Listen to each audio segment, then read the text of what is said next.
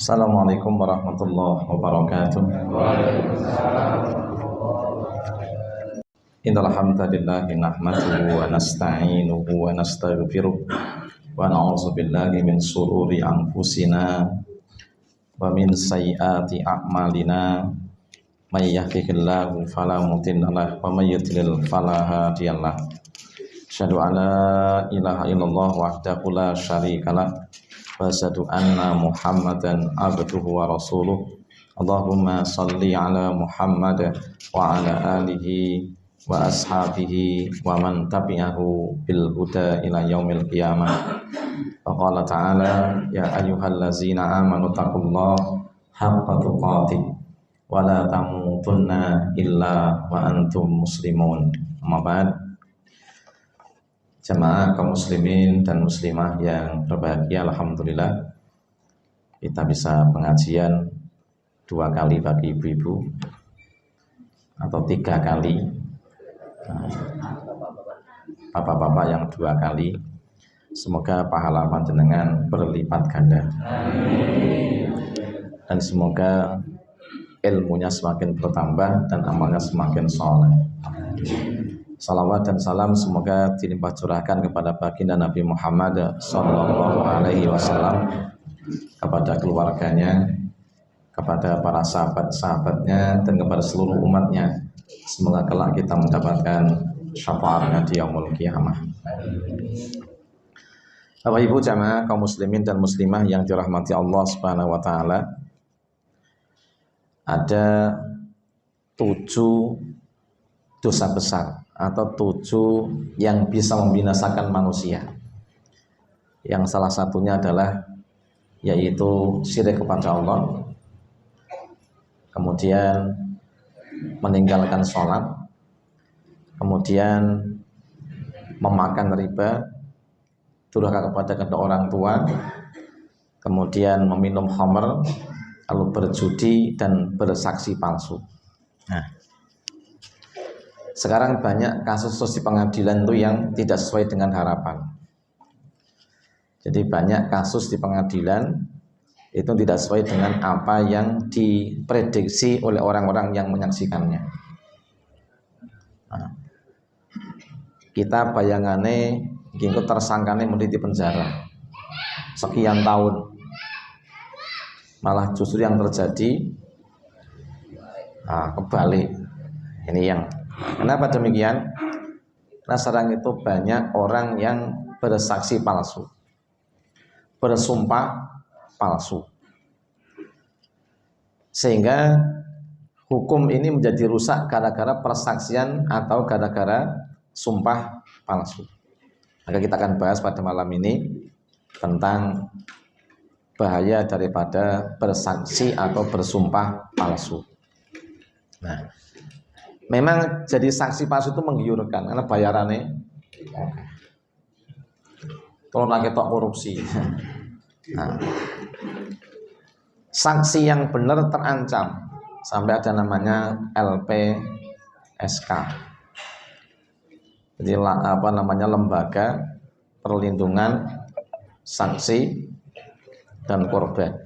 Nah, kadang korbannya orang malah mendapatkan rasa keadilan. Nah, saksi yang mestinya menjadi kunci sesuatu keputusan itu menjadi benar atau adil malah terancam. Nah, padahal semua orang yang beriman dituntut untuk menegakkan keadilan. Apa resikonya jika kita melakukan persaksian palsu atau sumpah palsu? Bapak Ibu yang dirahmati Allah, yang jelas bersaksi palsu adalah termasuk dosa besar.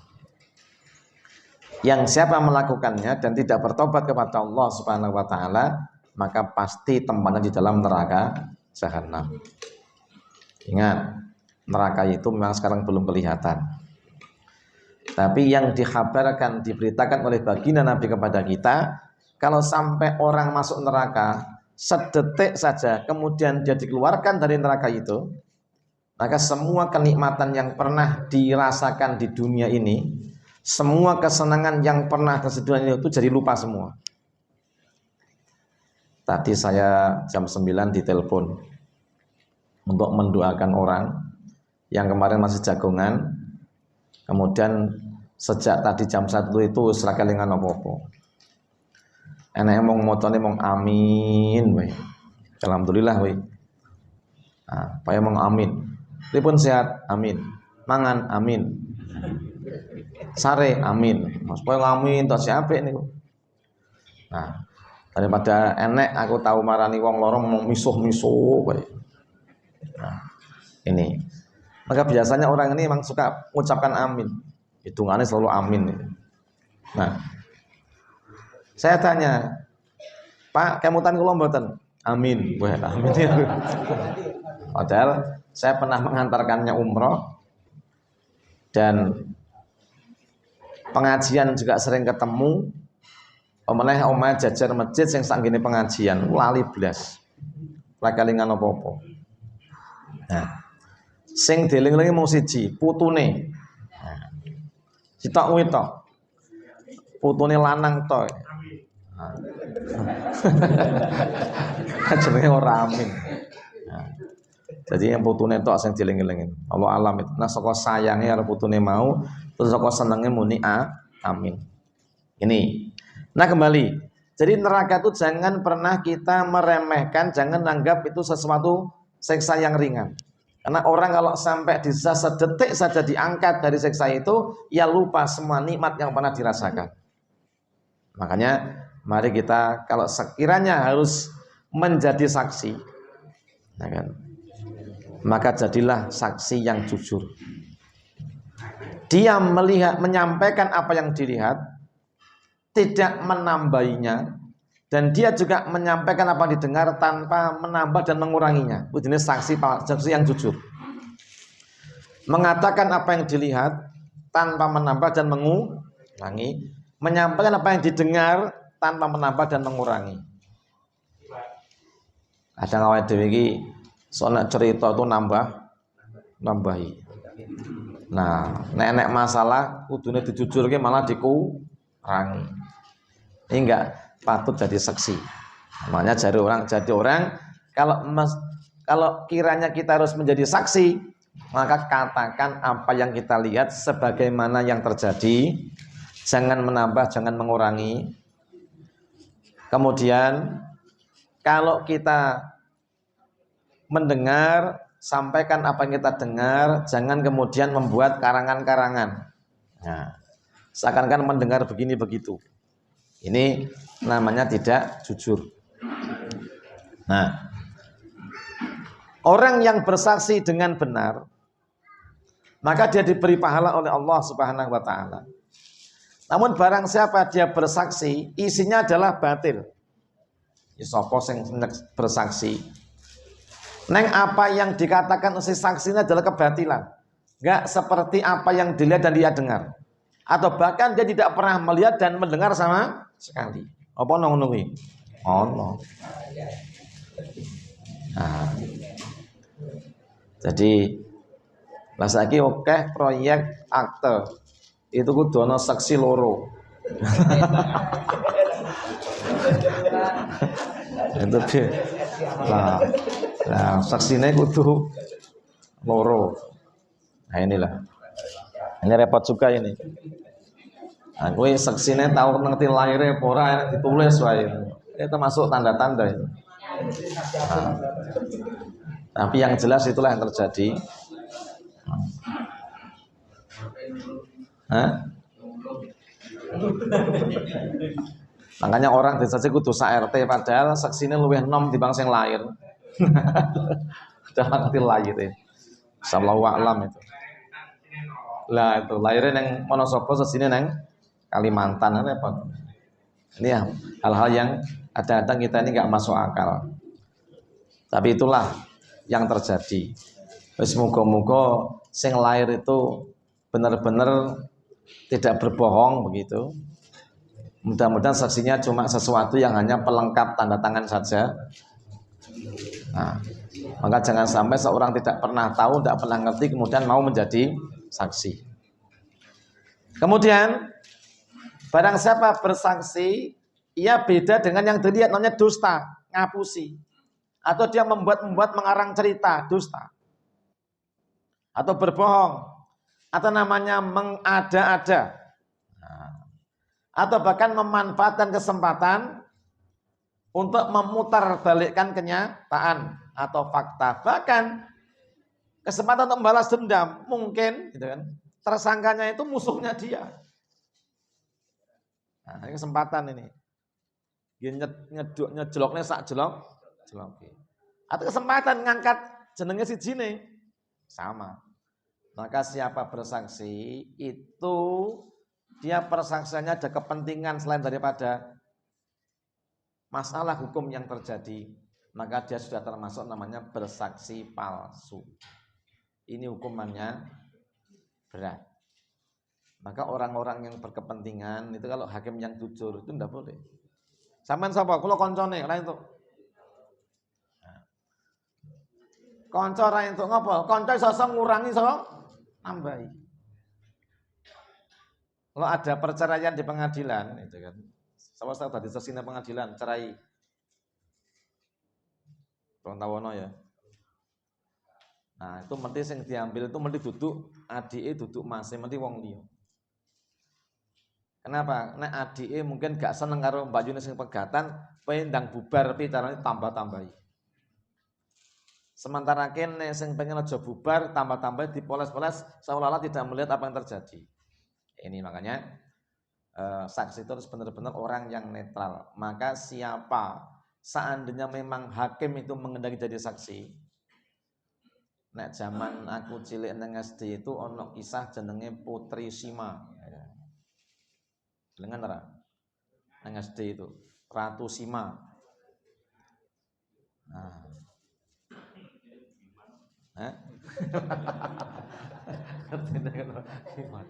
Nah, Ratu Sima ini, nah, dia meskipun punya kekuasaan jadi seorang ratu, sementara adiknya dia bersalah, dia mencuri, tetap dilakukan hukuman. Nah, ini satu contoh bagaimana orang yang punya kedekatan, yang punya hubungan, namun selalu bersikap jujur, tidak menambah. Makanya yang salah diputus salah gitu loh. Nah, adikku melanggar hukum, bapak yang menjadi saksi, ibu yang jadi pembela. Nah, iya, aku nih sama kan, masih Daria. Ya. Saya tiapal ini.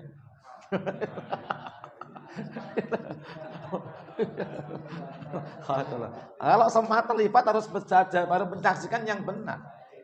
Gak boleh kemudian kita bersaksi palsu. Kenapa? Dosa. Nah, kita punya keuntungan di dunia ini dengan apa yang kita lakukan, tapi nggak imbang dengan siksa yang akan terjadi di akhirat nanti. Nah, Allah berfirman di ayat yang ke-77 surah Al-Imran, "A'udzubillahi minasyaitonir rajim. Innal ladzina yashtaruna bi ahdillahi wa aymanihim tsamanan qalilan ulaika la khalaqa lahum fil akhirah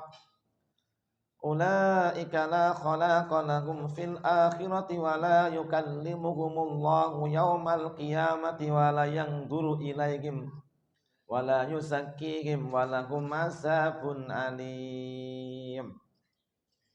Ini ancamannya. Innal ladina, sesungguhnya orang-orang yang yashtaruna bi ahdillah, memperjualbelikan perjanjiannya kepada Allah.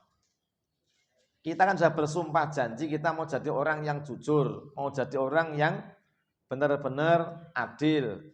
Tapi kita jual dengan kepentingan duniawi yang sementara. Dengan duit lah kemana begitu. Samanan qalilan itu kan rego sing murah. Duitnya sepiro, dunia sepiro itu gak ono sing digawa mati. Wong sugih.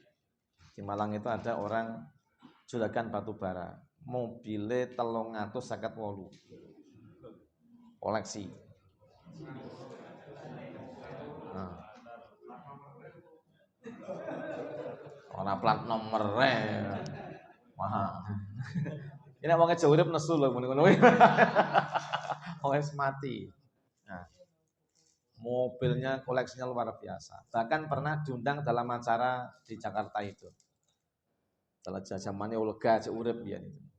Nah, Sugiromo dia kolektor mobil. Padahal neng Malang wis ana museum angkut. Dia di museum dewi. Neng mobil orang mobil angkutan, neng mobil bagus-bagus, mewah-mewah. Ini. Ternyata anak aratan ini mati. Nah, aratan ini mati. Pangan padahal enak-enak. Sing mangan rambak malah gak kena belas.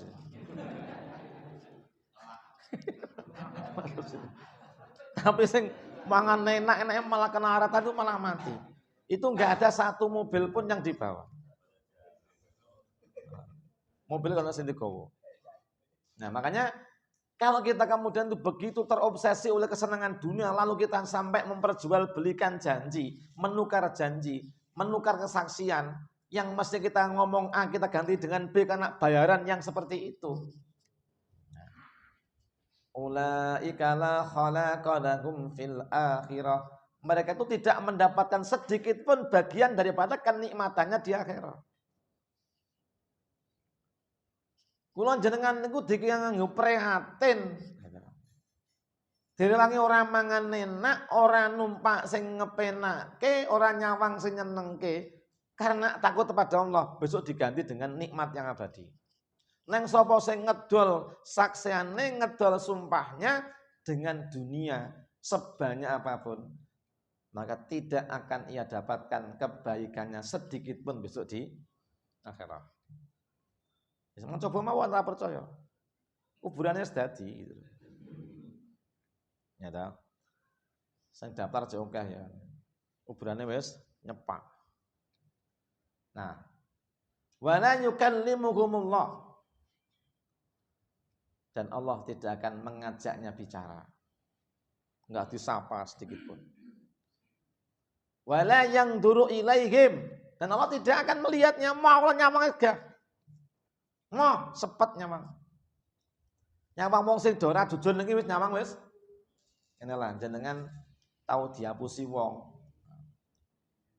Ketemu sing ngapusi, nyamang malas semua seneng. Nyamangnya malas. Cari paku saya juga tosiwan gitu. Jadi jangan teh dihapusi wong, ketemu sing ngapusi nyamangnya males. Omongnya omong-omongan. Wong gak mungkin nyaman karena wong sing ngapusi dhewe ora mungkin. Nah, itu wis manusiawi. Lah malah kuwi jarane. Kuwi menungsane teko kuwi. Harus menungsane berarti omongan sing wis lain lah. Ini bayangkan neng dunya wis ora kepenak. Pawane sok neng akhirat. Wala yusakim, dan Allah tidak akan membersihkan dosa mereka. Kalau diampuni oleh Allah, karena dia telah menukar dengan sengaja, bahkan dia meremehkan akan ancaman Allah dan janji Allah berupa ampunan. Kalau dia jujur, maka Allah tidak akan membersihkan mereka, tidak akan mengampuni dosa mereka. Walahum azabun alim, dan bagi mereka ada azab yang pedih. Alimun itu jadinya loro, adabe loro banget. Nah, saiki ya sapa yo mulai golek obat nyamuk templek nang sikil wae lah. Nah, makanya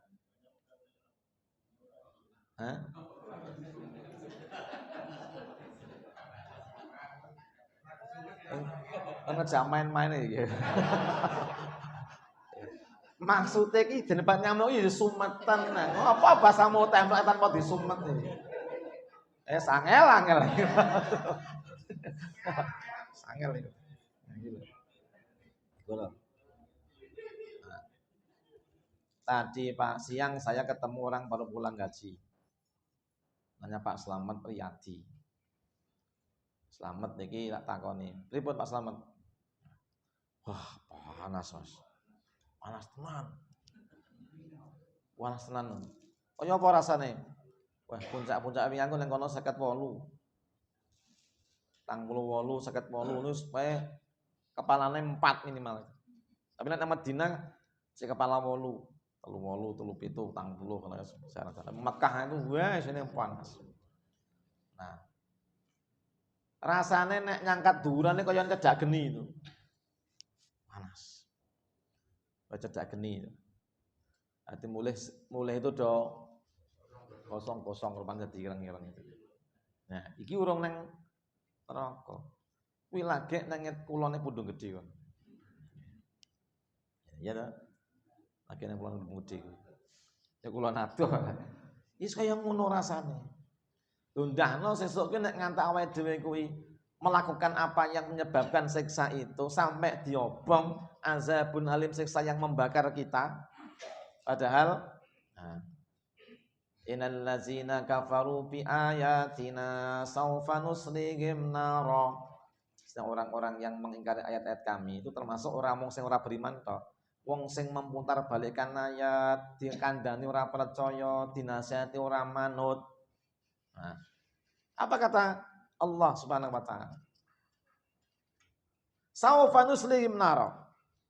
Akan kami masukkan ia ke dalam neraka. Kira-kira nek wong ki dilebokke nang jero geni, kuwi mlocot ora? Melocot. Sing jelas kulitnya pertama langsung lepuh. Kullama natijat juluduhum, setiap kali kulit itu matang, melepuh. Badalnahum juludan ghairaha, kami akan ganti dengan kulit yang baru. Nah, jadi kami akan ganti. Dari sapa? Wong mangkono ki lagi ora mlonyoh ora. Ora mlonyoh. Nek kono tuh diobong itu ora mlonyoh. Dalam artian karena diganti terus. Liyazukul adab, supaya merasakan adab. Ada peneliti dari Thailand itu, dia masuk Islam sekarang itu, Dr. Muang Thai. Ketika melihat dia seorang Buddha nonton ayat iki, nang neraka kuwi kok setiap kulit dibakar terkelupas ganti anyar. Apa sebabnya? Ternyata kulit ki nek wis melepuh, lepas itu gak panas, Pak. Gak loro iso. Sing loro tuh sing pinggire sing melepuh itu. Mau mulai dicobain tuh. Nah, coba ora percaya gitu loh. Ya kan itu kan perlu eksperimen. Bener omongannya saya Pudin itu. Nah, Dr. Mangtan itu membuka, mencoba. Oh, kulit ini dari lapisan-lapisan. Nak wis kobong melepuh, lapisannya itu kerupas. Sing panas itu dudu sing tatune kuwi ora, pinggire. Sehingga kalau dia habis itu enggak merasa panas lagi, maka diganti terus sehingga dia tidak terkelupas. Terus ngrasakne lorong, ngrasakne panas itu tanpa mandek. Gitu loh. Makanya wong kobong sawawak blonyong itu wis mati rasa jebule. Sing panas sing pikir ngene iki, mati rasa kene. Rasane mung loro, ora panas meneh. Takono nek ora percaya. Nek wong sing mlepuh-mlepuh itu. Nah. Padahal saya ngerukyah nang keludran itu. Wong tuh banget itu. Wah. Dibungkal-bengkal tuh mburi bolong, Pak. Balungnya ketok. Wah, saya wah. Diurepe itu bolong itu. Ditakoni saya ngomong, putune sinten, Mbah? Apa? Sutino. Nah, sapa meneh? Indro, sing iso. Mendring. Tino itu polisi Jabres itu. Nah, Pak polisi Jabres dalamnya niku. Ini takone ora rasane loro. Sing bolong ora rasane loro, disumpeli apa gitu. Wah, dino goleke perapat itu kan ngilangi itu sumpeli. Makanya neraka itu betul-betul besok itu wong dobong itu nyat sengaja ora dilupaske.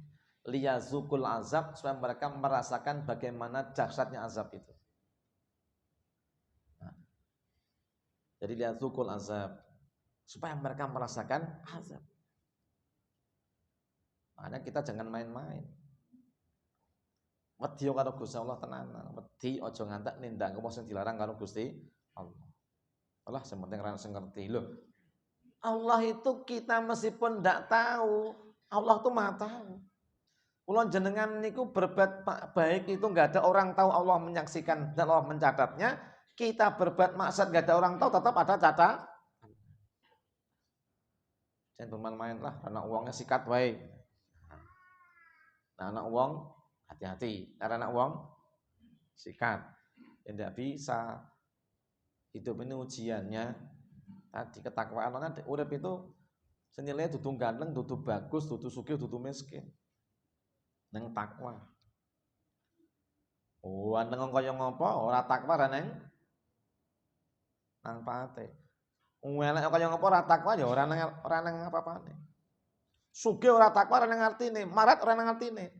Neng sapa sing bertakwa ora mandang sugih ora mandang melarat, siapa bertakwa maka dia mendapatkan balasan berupa ampunan Allah dan surga Allah yang penuh dengan kenikmatan. Urip niki ora nek ajine di mata Allah jika kita tidak punya ketakwaan kepada Allah Subhanahu wa taala. Ini ancaman gitu kan bagi orang-orang yang bersaksi palsu, bersumpah palsu, tidak jujur, suka berbohong, mengada-ada, memutarbalikkan fakta dan mencari kesempatan dalam kesempitan, kemudian atau juga kebenaran yang lain sehingga dia harus berbuat yang seperti itu sangat berat besok kalau balik kepada Allah Subhanahu wa taala. Ada yang bertanya, dipersilakan.